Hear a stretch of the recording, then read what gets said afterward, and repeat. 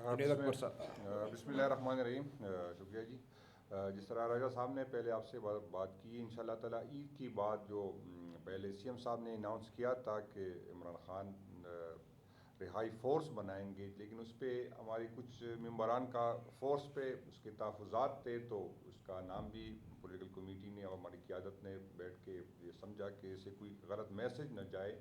ہم آئینی پاکستان پہ یقین رکھتے ہیں، ہم جمہوریت پہ یقین رکھتے ہیں، ہم اداروں پہ یقین رکھتے ہیں، باوجود اس کے کہ نہ ہمیں کبھی اداروں سے ریلیف ملا، نہ اس ملک میں کوئی آئین ہے، نہ قانون ہے، نہ پارلیمنٹ ہے، نہ جمہوریت ہے. لیکن پھر بھی ہماری تربیت اس طرح ہوئی ہے کہ ہم جمہوری لوگ ہیں، اور ہم جمہوری اس طرح کی میسج ہماری کسی بھی کام سے نہ جائے جس سے کوئی کسی کے ذہن میں کوئی اور کہ ہم تصادم کی طرف جا رہے ہیں یا ہم کوئی اور لڑائی کی طرف جا رہے ہیں. تو ہماری ہر ممکن یہی کوشش ہوگی، باوجود اس کے کہ ریاست اور ریاستی اداروں کی پوری کوشش ہے، جس طرح اس کا رویہ ہے، جس طرح آج آپ کو پتہ ہے کہ کل بھی خان صاحب کی فیملی کو، بشرا بی بی کی فیملی کو کل بھی نہیں ملایا. جس طرح ریاست ایک طرف آپ دیکھیں کہ ایران کے حالات، ایک طرف افغانستان کے حالات، ساری ریجن میں جس طرح کے حالات ہیں، جہاں پر بات کی ہے کہ وہ بیٹھتے ہیں، اتفاق کرتے ہیں، ایک دوسرے سے تعاون کرتے ہیں. لیکن حکومت کا رویہ، اداروں کا رویہ آپ دیکھ رہے ہیں کہ اسی حالات میں بھی ہماری قیادت کو جو ہے نااہل کیا جا رہا ہے، مزید سزائیں دے رہے ہیں. اور اس طرح لگ رہا ہے کہ ادارے حکومت وقت چاہتی ہی نہیں کہ اتفاق ہو، اتحاد ہو، لوگ اکٹھے ہو. باقی اس فورس کی ضرورت اس لیے پڑ گئی کہ آپ نے دیکھا کہ ہمارے مختلف ونگز ہیں، جو ہر ونگز با اختیار ہے. مدر پارٹی کو دیکھو، ایس ایف کو، یوتھ کو، جتنی بھی ہماری ہے، اس کے اپنی صوبائی صدور ہوتے ہیں، ریجن صدور ہوتے ہیں. تو اس میں پھر کوارڈینیشن کا ایشو آتا ہے. ابھی پچھلے دنوں جب مدر پارٹی نے یہاں ڈی چوک کے سامنے احتجاج کیا، تو یوتھ کے لڑکوں نے جو ہے وہاں پر روڈ بند کیے، اور وہ با اختیار ہے اپنے فیصلوں میں. ہم یہ نہیں کہ اس کے تھے، ہم بالکل اس کے فیصلوں کو اس کے ساتھ کھڑے ہیں اور سپورٹ کرتے ہیں.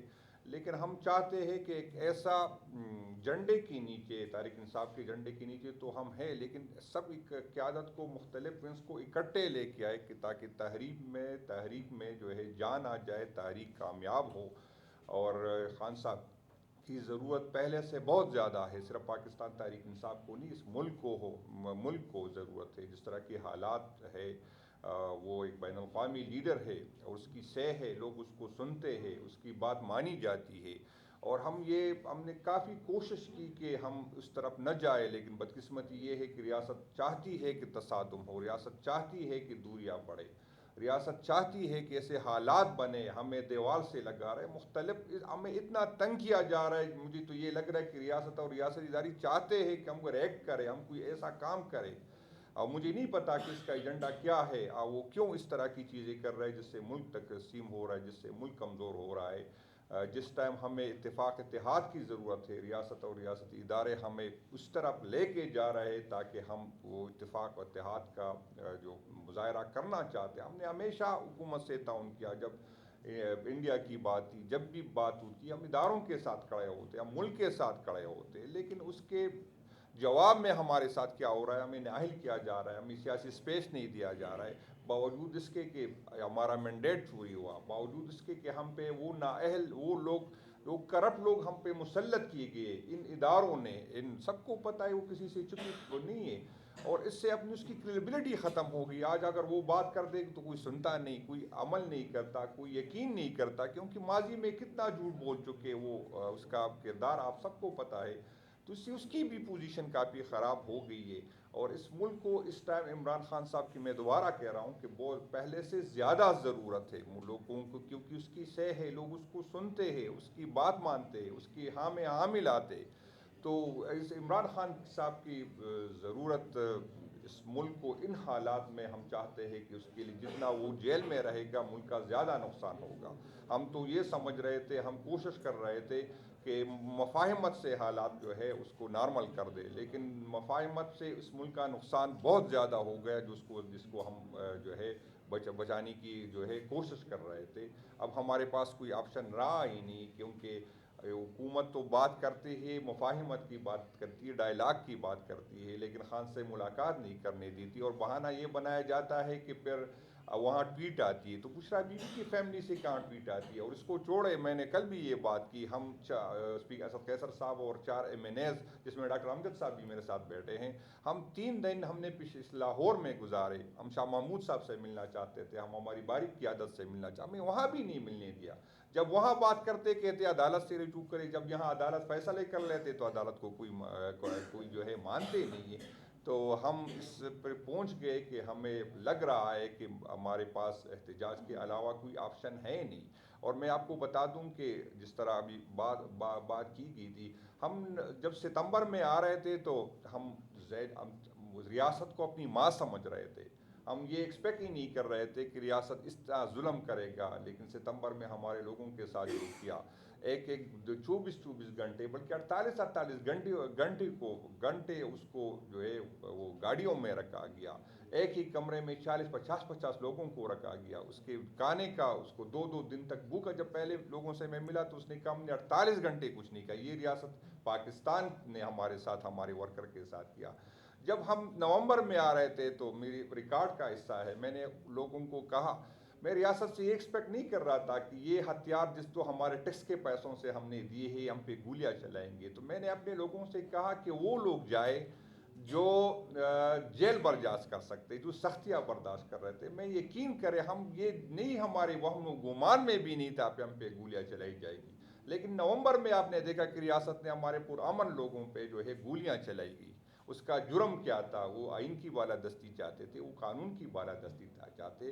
تو اس دفعہ جب ہم آئیں گے تو ہم ان لوگوں سے کہیں گے کہ وہ ریاست جس کو ہم ماں سمجھتے ہیں، وہ ماں ہماری نہیں ہے۔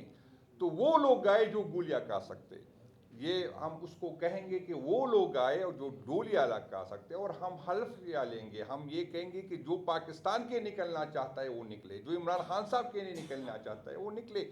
اگر کسی MPA کے لیے نکلنا چاہتا ہے تو میں ابھی سے کہتا ہوں وہ نہ نکلے، ہمارے ساتھ نہ آئے، کیونکہ پھر جب وہ کچھ واقعات ہوتے ہیں پھر MPA کو برا بلا کہہ جاتا ہے، تو ہم کہتے ہیں کہ جو آنے والی نسلوں کے لیے نکلنا چاہتا ہے وہ نکلے، وہ اپنی ذمہ داری سے نکلے، وہ یہ حلف دے کہ میں جو بھی ریاست پاکستان میرے ساتھ کرے گی میری ذمہ داری اپنی ہوگی۔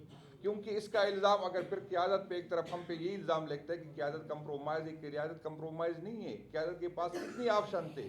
یہ ہر قیادت آپ دیکھیں درجنوں کے حساب پہ اس پہ FIR ہے، اور وہ روزانہ عدالتیں بھگت رہے، وہ روزانہ اس کی جو ہے پنجاب میں آپ دیکھیں اس کی بزنسیں بند کی گئی ہے، وہ اس کو مختلف آفر آئی تھی۔ اس 18ویں ترمیم میں یہ سارے MNAs گواہ ہیں، 1 ارب روپے کی آفر آئی تھی، جو ہمارے لیے بہت بڑی چیز تھی۔ تو ہم اب بھی خان کے ساتھ کھڑے ہیں، ہماری جو مفاہمت کی پالیسی ہے وہ اس لیے ہے کہ ہم نہیں چاہتے کہ ہمارے ورکر ریاست سے لڑے، ہم نہیں چاہتے کہ ہمارے ادارے کمزور ہو، ہم نہیں چاہتے کہ نفرتیں مزید بڑھے، ہم نہیں چاہتے کہ فاصلے مزید بڑھے، لیکن اس کو کوئی ہماری کمزوری نہ سمجھے۔ ہم پہلے بھی بھگت چکے، ہم دوبارہ بھی چکنے کو تیار ہے۔ ریاست عقل کے ناخن لے یہ، اور اس کے لانے والے بھی عقل کے ناخن لے۔ اس آج اگر مریم نواز 11 ارب روپے کی جہاز لے رہا ہے تو اس پہ کم اور اس کے لانے والوں پہ زیادہ جو ہے اس کا جو ہے لوگ اس کی طرف انگلیاں اٹھاتے، اس کی طرف اشارہ کرتے۔ آپ لوگوں نے ہم پہ جو نااہل قیادت مسلط کی، آپ اس کے پیچھے نہیں چھپ سکتے، سب کو پتا ہے کہ کس نے کیا، کون ہم پہ اس لیے مسلط کر چکے۔ اپنی ان فیصلوں پہ نظر ثانی کرے، اپنے عوام کے ساتھ کھڑے ہیں۔ لوگ ہم سے کہتے ہیں آپ اداروں کے ساتھ کھڑے ہوتے، ہاں ہم اداروں کے ساتھ کھڑے ہیں، ہم ملک کے ساتھ کھڑے ہیں، لیکن ہماری یہی ڈیمانڈ ہے کہ ادارے بھی اپنے ساتھ کھڑے ہوں، ہماری یہی ڈیمانڈ ہے کہ ادارے بھی عوام کے ساتھ کھڑے ہوں۔ یہ اور اسی میں اداروں کا بھی فائدہ ہے، اس میں ملک کا بھی فائدہ ہے، اس میں ہم سب کا فائدہ ہے۔ جو ہماری نئی سیٹ اپ ہے اس میں ڈاکٹر صاحب وہاں دونوں ڈاکٹر شفقت صاحب ڈاکٹر امجد صاحب ہیں بیٹھے، وہ تفصیل بتا دیں گے کہ اس کے کس طرح اس کا